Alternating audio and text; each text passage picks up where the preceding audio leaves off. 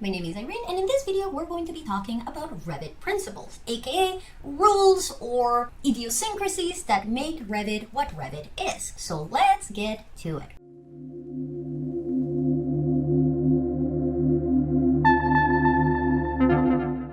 So, like many other programs, Revit has a set of rules or principles that basically manage the way that the program works. The most important of these principles is the fact that Revit is BIM. I think I've already mentioned it on several videos in a row, but it's that important. BIM stands for Building Information Management, and the key word here is information. Revit is a very data-driven program, and because of that, the way that you arrange and manage that information is key to working with Revit. So the first thing that I want to talk about is the different kinds of data objects that you are going to encounter in Revit, because due to the fact that you are working with a BIM software, we're not just talking about geometry. Like for example, in AutoCAD, you're talking about lines and you're talking about text and hatches. In something like SketchUp, you're talking about lines and faces. In Revit, we're going to have three main categories. The first one is geometry. So I like to explain this one as real world objects. Basically, if you go up to a construction site and this thing exists in the construction site, then that's a geometry. If it does not exist in the construction site and it only exists in the construction drawings, then it's not geometry. So for example, within the architecture tab, walls, doors, windows, components, columns, roofs, ceilings, floors, stairs, railing, all of that is geometry. But so are openings. Rooms are not geometry. If we go to structure, columns, beams, trusses, foundations, all of that is going to be geometry. So once again, anything that would exist in the real world is going to be considered geometry. The next two categories are going to accommodate everything else. So we have datum and annotations. Both of them are going to be basically information that you usually see in construction documentation, but not things that you would see in the real world. So for example, you don't see dimensions in the real world. You only see dimensions in the construction drawing. There's this really funny but tragic example that you can find pictures on the internet where basically somebody saw a revision cloud in a floor plan and they thought that that was like to be created, and basically they poured the concrete slab with like a nice little cloud shape in it. Truly tragic / hilarious. So very important to understand the difference between our geometry and non-geometry objects. So non-geometry is going to be divided into datum and annotations. The difference between these two is that one of them is specific to single views and the other one can be viewed in multiple views. So what does this mean? Well, first let's start with annotations. So let's say I'm going to draw myself a wall here. So the wall would be geometry because walls exist in the real world. But now let's say that I want to dimension this wall. So dimensions would be annotations. So if I dimension my wall, this dimension would not exist in the real world, hopefully. But the reason that it's an annotation is because this piece of information can only be viewed in this one specific view, floor plan level 1. If I go to any other view, let's say I'm going to go to floor plan level 2, I cannot see that dimension. See, I can see the wall. If I go to a 3D view, I cannot see that information. This allows me to highlight that a very important property of geometry is the fact that it will show up in every view by default. Because again, you can think about geometry as real. And there are no such things that is like, yes, I can see this chair from the north, but I cannot see it from the south. Like, that's not how geometry works. So annotations are going to be data, text, information, however you want to refer to it, that are visible in just the view that they were created. Datum, on the other hand, is still information, but it's information that can be viewed in multiple views. So a good example of datum is grid lines. So especially if you do structural design, grid lines are your besties. And grid lines are going to be visible in all top views, so floor plan, ceiling plan, whatnot. So see, if I'm here, I can see my grid line, but if I go to level 2, I can also see the grid line. If I open a ceiling plan, I can also see the grid line. And if I go to an elevation, so let's say the south elevation, I can also see the grid line. So it is information. It is not something that would exist in the real world, but due to its importance, it will be visible in multiple views.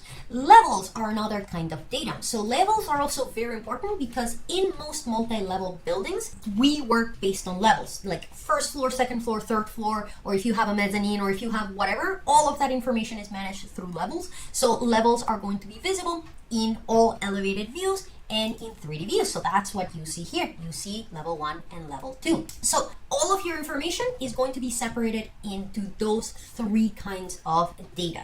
You have geometry, which is real world geometry, and then you have non-real world geometry, which then divides itself into datum and annotations. Annotations are just one view. Datum is in multiple views depending on the kind of datum that they are. Then within geometry, we have host versus hosted geometry. So basically what this means is that in the context of Revit, there is certain geometry that can only exist if there is something to attach it to.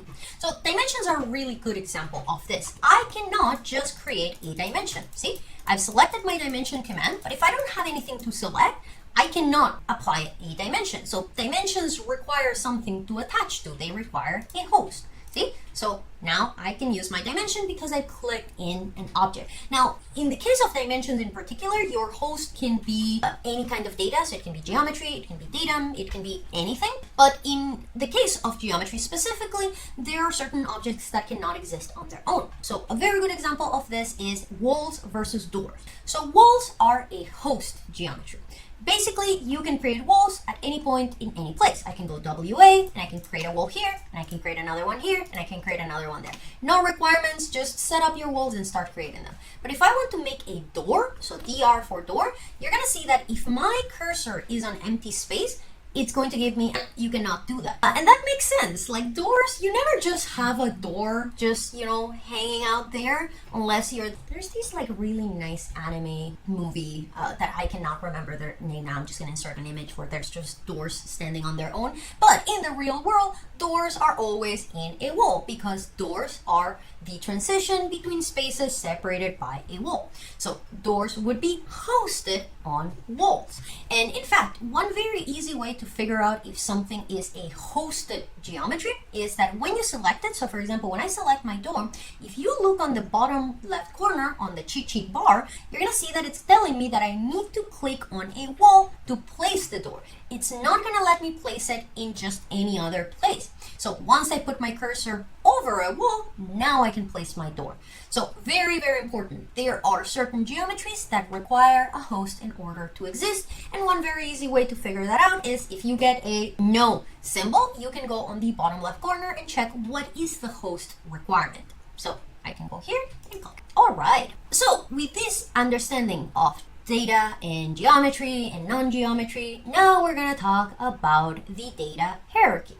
So because data is so important in Revit, you can already see that like objects carry a lot of properties, a lot of options, a lot of information with them. So basically what Revit does is that it spreads that information on a hierarchy. And in fact, if you Google like Revit data hierarchy, you're going to usually find it represented as a triangle, whether it's like this or like this. And basically what's happening is that you have bigger groupings of data and then you get more and more specific as you go on that pyramid. So instead of a pyramid, I usually prefer to represent it with like a table, an Excel sheet basically, just because that makes more sense to me.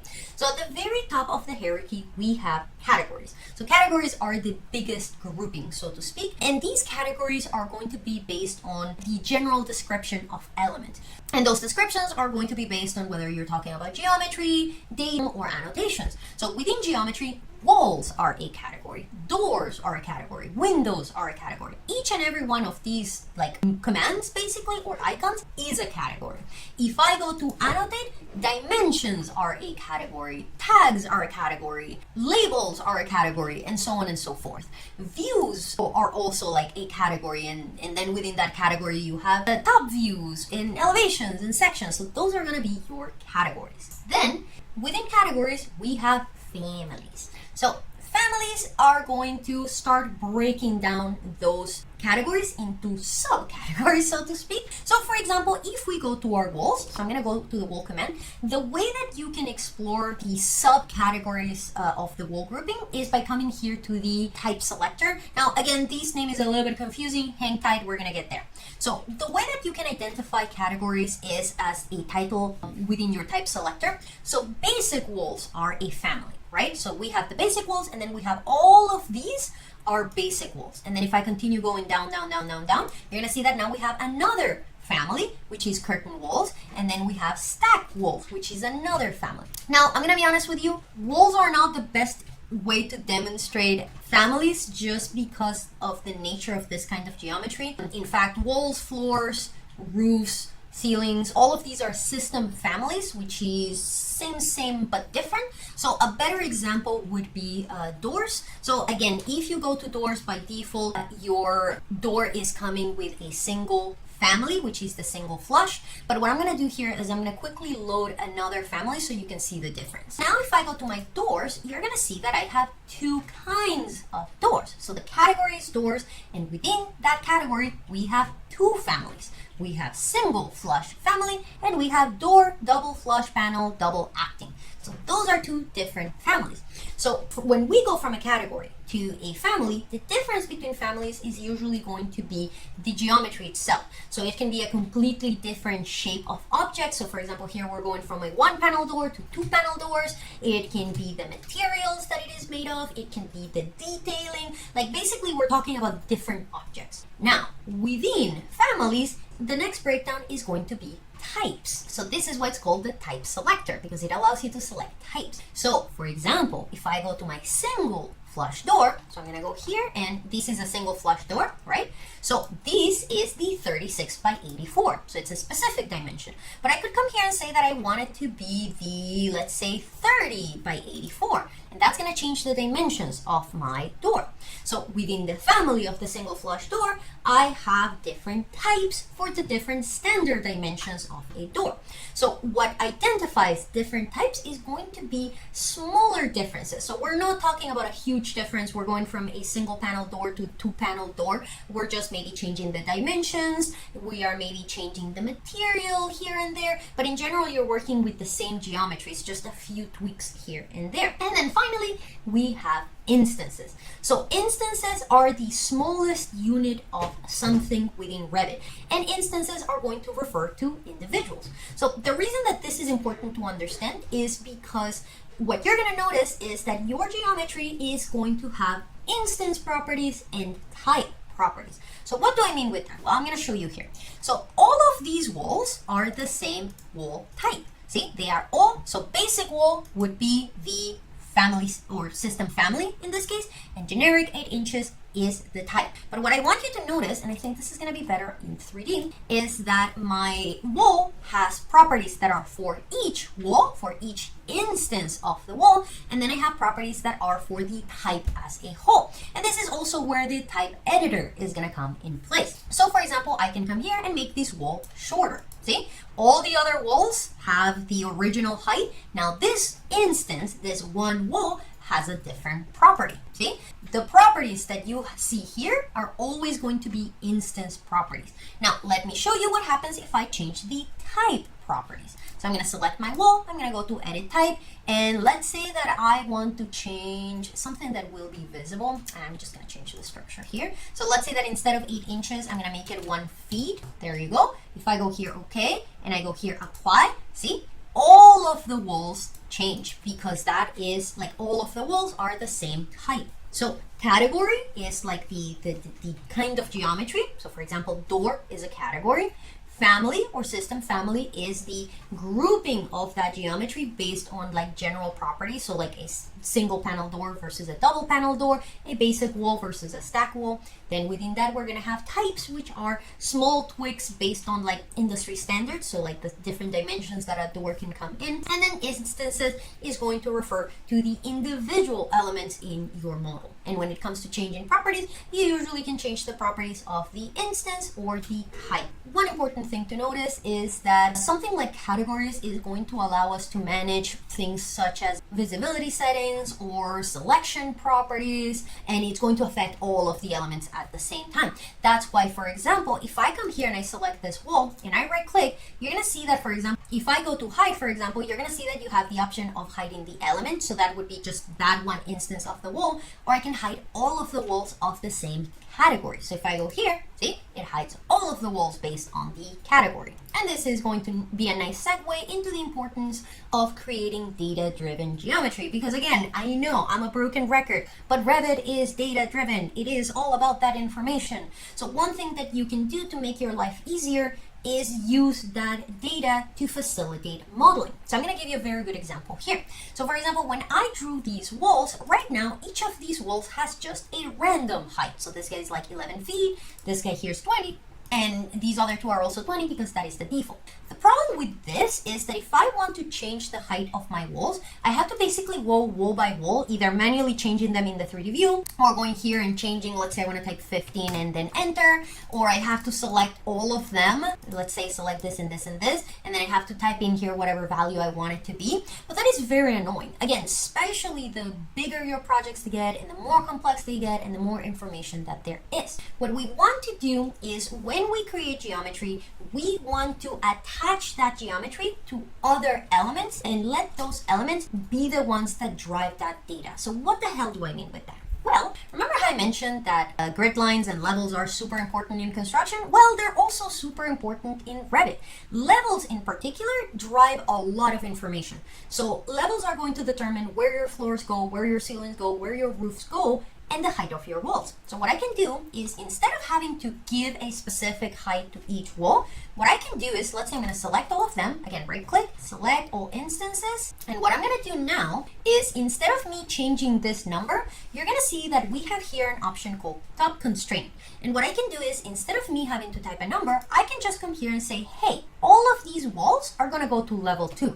Because what you're going to see is that by default, your walls are going to have always a level assigned as their base constraint. So all I'm going to do is assign them a top constraint of a level. So when I do this, you're going to see that all of them are going to go shook. They're going to go to the same height where my level 2 is. But that's not the best part. This is the best part. I want you to notice the height of them. And what I'm going to do is I'm going to select my level 2. And you can see that the elevation is 10 feet. Look what's going to happen to my wall height when I change the elevation of my level. So I'm going to say that I want it to be, let's make it 20 feet so it's dramatic enough. Enter. Bam. So what's happening now is that when I want to change my wall height, instead of having to select the geometry and manually change the height of each wall, I can just manage the height of all of my walls through a single data input, which is my level 2. And it's even more obvious when you're working on an elevation, for example. I can literally just come here and drag this. See, all of my walls